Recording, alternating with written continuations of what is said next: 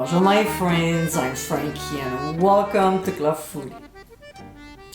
We love to entertain and of course Mrs. Foodie here likes to make it proper. So I serve hors d'oeuvre, appetizers, a main course and dessert. As there's just the two of us, cake is something I make when we have company over. This is when I bake cranberry orange, black forest, fruitcake, chocolate raspberry, and so on. In today's episode, I'll show you how to make my creamy cheesecake. If you like tall, light, and fluffy, this is exactly what my recipe is about. It's easy to make and the results are spectacular. I also share a couple of tricks to prevent the cake from cracking. So my friends, let's get cooking. First, we'll make the crust. In a food processor, we'll add graham cracker crumbs, some granulated sugar, and a small pinch of salt. We'll process until the ingredients are nicely blended. While the appliance is still running, we'll slowly pour in the melted butter through the feed tube as well as the pure vanilla extract. When everything is combined, the texture we're looking for is like damp sand, so it can hold together. If you're not sure about the consistency, put some in a measuring spoon, firmly press it, then flip it in the palm of your hand. If it's still keeping its shape, then you're fine. Next, we'll dump it into a 9-inch nonstick springform pan. Then using either a glass with a flat bottom or a measuring cup like I use right now, we'll move it out towards the edges and try to get it as high as we can. Don't worry about the bottom. It's an easy fix. Now, we'll press the sides firmly before compressing with our fingers, pushing the top down as we go. I can be a little bit finicky when it comes forming the crust. It has to be perfect, otherwise there can be some crumbs on top of the cake or the sides can collapse and I don't want either of those. Next, we'll transfer to a 350-degree preheated oven and quickly bake it for just 7 minutes. That's all. Don't overcook it, okay? We'll remove from the heat and place the springform on a wire rack to cool off while we make the filling. In the bowl of a stand mixer, we'll add 4 packages of room temperature cream cheese. That's very important to prevent the texture of the cake from getting lumpy. Now, with the paddle attachment, we'll process until creamy and smooth. Because the cheese is at room temperature, it won't take long. We'll stop it and scrape the sides of the bowl as well as the bottom just to make sure there are no lumps. We want our mixture as flawless as it can be. When the mixture is creamy and smooth, we'll slowly incorporate the granulated sugar by adding half of it and mix well before adding more. The results for this cake are better when we don't rush anything. After the sugar is all in, we'll scrape the sides again and make sure to go all the way to the bottom of the bowl in case it's not properly mixed.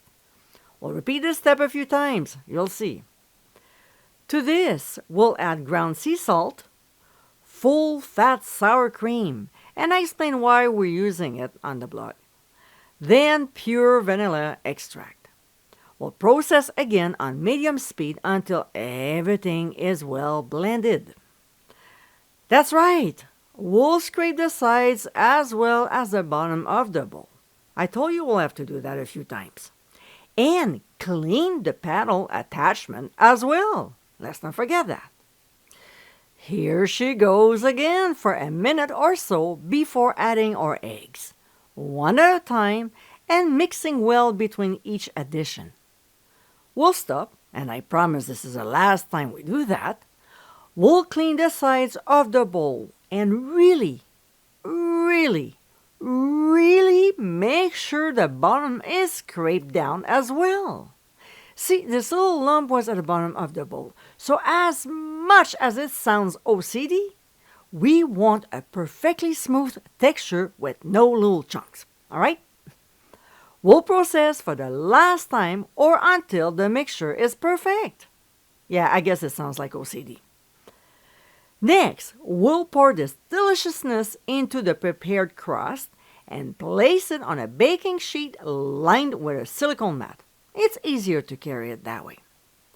Then we'll carefully transfer to a 350-degree preheated oven, the same temperature we add when we bake the crust, and bake for 10 minutes before decreasing the temperature to 300 degrees Fahrenheit. This time, we'll bake for 50 to 60 minutes or until the edges are slightly puffed. When it's done, we'll turn off the heat and let it sit for 1 hour undisturbed, which means don't open the door, don't start jumping, simply leave it alone. What this does is it allows the cheesecake to slowly cool off in the oven, preventing it from falling or cracking. Trust me, it works. When time is up, we'll remove from the heat and let it cool off completely before transferring it to the fridge for at least 8 hours, but preferably overnight. Now, while it's still warm, we can run a thin knife around the outside to help release it from the pan. Take your time. Don't rush it. Next, we'll make a fruit topping. I'm using black cherries, but strawberries, blueberries, even raspberries are a delicious choice. So we'll set the burner on medium, and to this, add some granulated sugar. We'll stir until the fruits are coated before pouring in limoncello liqueur. I'm kidding you not. It gives a je ne sais quoi to the topping. To make this Italian liqueur from scratch, click on the top right corner of your screen. Obviously, the best substitute for it is lemon juice, but it's boring. After stirring it, we'll set the timer for 5 minutes or until the fruits are just tender. Mine took only 3 minutes. We'll slightly increase the heat and add a cornstarch mixture to help thicken the sauce.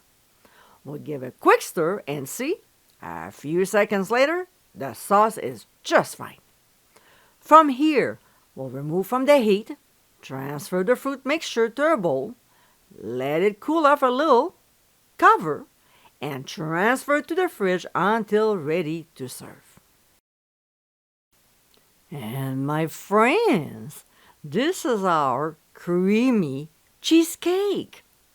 Light and decadent, this is a dessert perfect for any occasion.